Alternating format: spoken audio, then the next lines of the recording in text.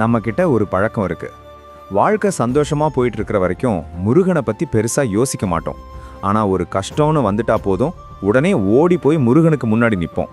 முருகா, எனக்கு இந்த வேலை மட்டும் கிடைச்சிடட்டும், உனக்கு அர்ச்சனை பண்றேன், என் குடும்ப பிரச்சனை தீந்துடட்டும், உனக்கு இவ்வளவு காணிக்கை போடுறேன்னு அவன்கிட்ட ஒரு ஒப்பந்தம் போடுறோம். யோசிச்சு பாருங்க, உலகத்தையே படைச்சு ஆள்றவன்கிட்ட நம்ம கிட்ட இருக்கிற எதை கொடுத்து நாம திருப்திப்படுத்த முடியும்? அவன்கிட்ட இல்லாதது நம்மகிட்ட என்ன இருக்கு? பக்திங்கிறது நாம எதையோ கொடுத்து அவன்கிட்ட இருந்து எதையோ வாங்கிறது கிடையாது. பக்திங்கிறது ஒரு வியாபாரம் இல்லை, அது ஒரு சரணாகதி.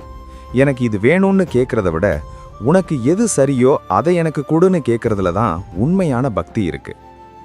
நம்ம வாழ்க்கையில வர்ற கஷ்டங்கள் எல்லாம் யாரோ கொடுத்ததில்லை, அது நம்மளோட கர்ம வினை. போன பிறவியில செஞ்சது இந்த பிறவியில நாம செய்யறது, இதெல்லாம் தான் வினையா வந்து நிக்குது. இந்த வினைங்கிறது ரொம்ப வலிமையானது. இதை நீங்க ஒரு தடவை சாமி கும்பிட்ட உடனே காணாம போயிரும்னு நினைக்கிறதே தப்பு. முருகலை தேடி போறது எதுக்குன்னா, அந்த வினையை கரைக்கிறதுக்கான பொறுமையை அவன்கிட்ட இருந்து வாங்கிறதுக்கிட்டான். பெரியவங்க சொல்லுவாங்க, எவ்வளவு பெரிய மழைக்கும் கடைசி துளி ஒன்று உண்டுன்னு. அது மாதிரி எவ்வளவு பெரிய கஷ்டத்துக்கும் ஒரு முடிவு இருக்கு. ஆனா அந்த முடிவு வர்ற வரைக்கும் நம்ம கிட்ட நிதானம் வேணும். பக்திங்கிறது அந்த கஷ்டத்தை தாங்குற பக்குவத்தை நமக்குள்ள உருவாக்கணும். ஆத்மா பக்குவப்படத்தான் வினைகள் தானா குறையும். இதை நான் சொல்லும்போது உங்களில் பல பேருக்கு உங்க வாழ்க்கையில இப்போ நடந்துட்டு இருக்கிற கஷ்டங்கள் ஞாபகத்துக்கு வரலாம். நிஜமாவே என் கஷ்டம் தீருமான்னு உங்க மனசு கேட்கலாம். ஒரு நிமிஷம் யோசிச்சு பாருங்க, எத்தனையோ பிரச்சனைகளை தாண்டி தான் இன்னைக்கு நீங்க இங்க வந்து நிக்கிறீங்க. அன்னைக்கு உங்களை கை தூக்கி விட்ட அந்த முருகன் இன்னைக்கும் உங்க கூடவே தான் இருக்கான். உங்க மனசுக்குள்ள அந்த முருகனோட உருவத்தை நினைச்சு பாருங்க. அந்த அழகான சிரிப்பு, கையில இருக்கிற அந்த தைரியமான வேல், அவன் உங்க கஷ்டத்தை கண்டிப்பா தீர்த்து வைப்பான்னு உங்களுக்கு தோணுதா? அந்த நம்பிக்கை உங்க மனசுல ஒரு துளி இருந்தா கூட போதும். உங்களுக்கு அந்த முருகனோட அருள் மேற நம்பிக்கை இருந்தா இப்பவே கீழே இருக்கிற கமெண்ட் பாக்ஸ்ல வெற்றிவேல் முருகான்னு சொல்லுங்க. நாம எல்லாரும் சேர்ந்து சொல்ற அந்த நாமம் கண்டிப்பா நம்ம வாழ்க்கையில ஒரு பெரிய மாற்றத்தை கொண்டு வரும். ஆனா ஒரு பக்கம் அடுத்தவங்களை பத்தி தப்பா பேசுறது, அடுத்தவன் வளர்ச்சியை பார்த்து பொறாமப்படுறது, சின்ன விஷயத்துக்கெல்லாம் கோவப்படுறதுன்னு இருந்தா நம்ம பக்திக்கு அர்த்தமே இல்லாம போயிடும். உண்மையான பக்திங்கிறது நாம மத்தவங்க கிட்ட நடந்துக்கிற முறையில தான் இருக்கு.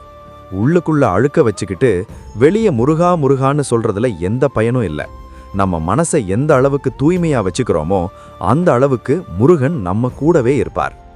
நம்ம மனசை எப்பவுமே அது வேணும் இது வேணும்னு கேட்டுக்கிட்டே தான் இருக்கும். ஒன்று கிடைச்சா இன்னொன்று மேலே ஆசை வரும். ஆசை எங்க பிறக்குதோ அங்கேயே கூடவே துன்பமும் பிறந்துடுது. அப்போ இதையெல்லாம் எப்படி தாண்டுறது? அதுக்கு தான் ஞானம் வேணும்.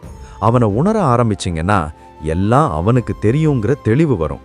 அந்த தெளிவு வந்தா நம்மக்கிட்ட இருக்கிற குழப்பம் எல்லாம் போய் மனசு தானா அமைதியாயிடும்.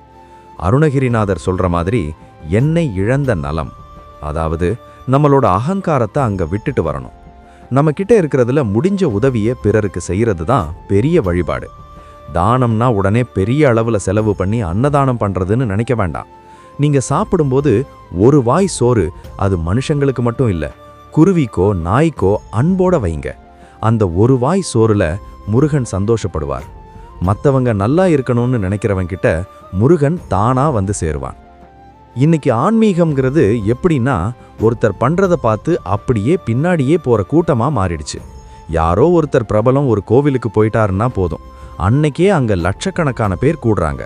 இது பக்தியா இல்ல மத்தவங்க பண்றாங்களேன்னு நாமளும் பண்ற ஒரு வேடிக்கையான்னு ஒரு நிமிஷம் யோசிச்சு பார்க்கணும். பக்திங்கிறது யாரோ ஒருத்தரை பார்த்து வர்றதில்லைங்க, அது நமக்குள் இருக்க வேண்டிய ஒரு முழு விழிப்புணர்வு. எந்த ஒரு விஷயத்தை நாம செஞ்சாலும் இது எதுக்காக பண்றோம், இதனால நம்ம மனசுக்கு என்ன கிடைக்குதுன்னு தெரிஞ்சு செய்யணும். விழிப்புணர்வு இல்லாத பக்தி வெறும் சடங்காத்தான் முடியும். ஆனா தெளிவோட செய்யற சின்ன வழிபாடு கூட முருகனோட அருளை முழுசா நம்ம கிட்ட கொண்டு வந்து சேர்க்கும். பரிகாரத்தை விட பெரியது மனசு ஒன்றி பாடுவது. கோவிலுக்கு போய் கொஞ்ச நேரம் கண்ணை மூடி அமைதியா உட்கார்ந்து பாருங்க. மனசுல இருக்கிற அழுக்கெல்லாம் நீங்கி ஒரு நிம்மதி கிடைக்கும் பாருங்க. அதுதான் உண்மையான தரிசனம். இனிமே கோவிலுக்கு போகும்போது உங்க கஷ்டப்பட்டியலை எடுத்துட்டு போகாதீங்க. முருகா, எனக்கு தேவையானது உனக்கு தெரியும்னு கேட்டு பாருங்க. அப்போ உங்க வாழ்க்கை வேற விதமா மாறும். நம்ம கிட்ட இருக்கிற கவலையை முருகன் பார்த்துப்பான். முருகான்னு சொன்னா போதும், அத்தனை தெய்வங்களையும் கும்பிட்ட பலன் நமக்கு வந்து சேரும். பக்திங்கிறது நம்ம கிட்ட ஏற்படுற ஒரு மாற்றம். இனிமே கோவிலுக்கு போய் அந்த முருகனுக்கு முன்னாடி ஒரு 5 நிமிஷம் சும்மா இருந்து பாருங்க. உங்க மனசுல இருக்கிற பாரம் எல்லாம் தானா குறையும். முருகன் எங்கோ மலையிலேயோ கடலோரத்திலேயோ மட்டும் இல்ல. யார் ஒருத்தர் மனசுல கள்ளங்கபடம் இல்லாம அடுத்தவங்க நல்லா இருக்கணும்னு நினைக்கிறாங்களோ அங்க அவன் வேலோட குடியிருப்பான். அந்த ஒளி நம்மகிட்ட இருக்கிற அறியாமையை நீக்கி தெளிவான பாதையை காட்டட்டும். நல்லதை நினைப்போம், நல்லதே நடக்கும். வெற்றிவேல் முருகனுக்கு அரோகரா. இந்த பதிவு உங்களுக்கு பிடிச்சிருந்ததுன்னா மறக்காம இந்த வீடியோவை லைக் பண்ணிடுங்க. உங்க ஃப்ரெண்ட்ஸ் மற்றும் ஃபேமிலிக்கும் இதை கண்டிப்பா ஷேர் பண்ணுங்க. இது போன்ற இன்னும் பல பயனுள்ள ஆன்மீக தகவல்களையும் தெளிவுகளையும் நீங்க தெரிஞ்சுக்க நம்ம சேனலை சப்ஸ்கிரைப் பண்ணிக்கோங்க. உங்க கருத்துக்கள் எதுவா இருந்தாலும் கமெண்ட் பாக்ஸ்ல சொல்லுங்க.